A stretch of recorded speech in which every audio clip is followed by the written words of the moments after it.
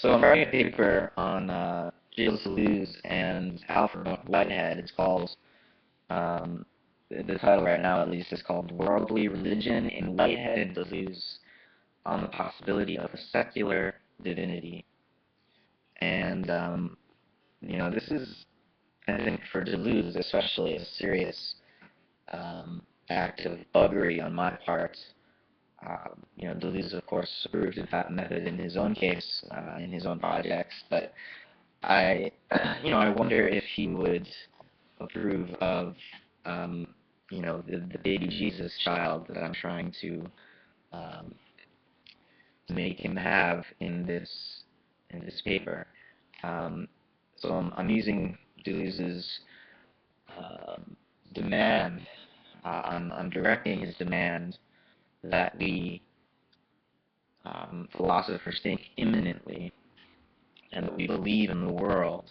I'm directing this to an interpretation of the Christian religion, of the Christian faith, because this is kind of or is exactly what Whitehead does in his book Adventures of Ideas, when he looks to Christianity for the exemplification of something that the philosopher Plato first defined as an idea, that Plato made an intellectual discovery, which is how Whitehead puts it. Deleuze would say that Plato created a concept, namely the notion of divine persuasion as the source of the order of the world. So rather than a conception of divinity as a transcendent and omnipotent imposer of form and order and law upon an entirely derivative or separate world, as in many traditional theologies and as monotheistic theologies.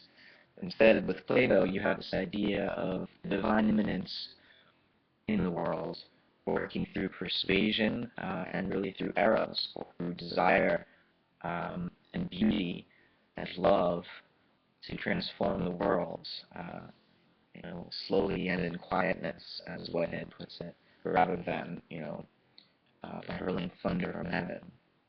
So Plato invents this new idea of God that works through love, which is a kind of power, but not the power of brute force, right?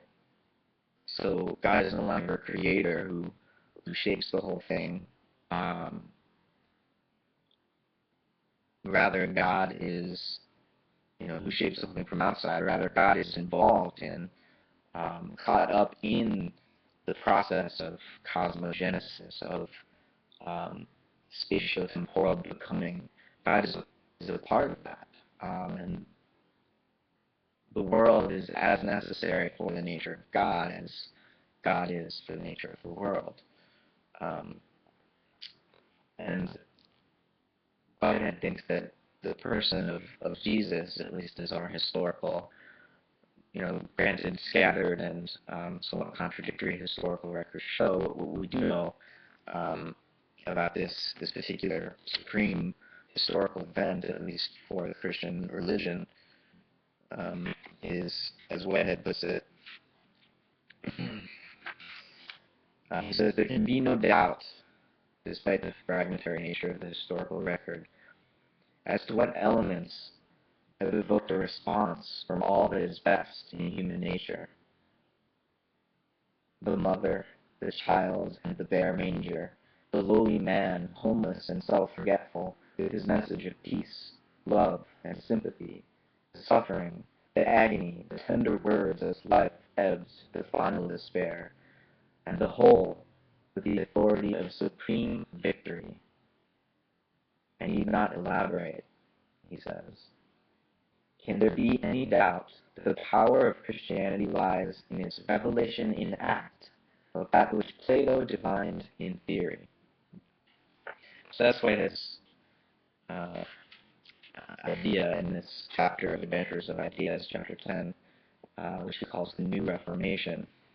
And I'm going to post this video, but add a part 2 where I'll read the last section of this chapter, which is about Christianity, Christianity's relevance to our modern moment right now, at the edge of industrialism and the transformation of the biosphere itself into an entirely new geological phase. We're living in the Anthropocene. We've ended and begun a new geological epoch.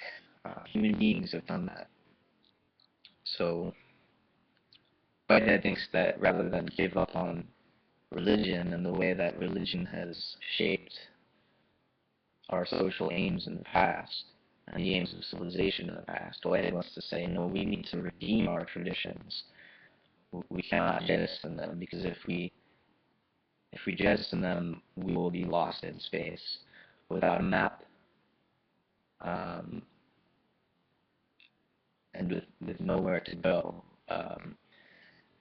So I'll read this next chapter where Whitehead goes into that in a subsequent video.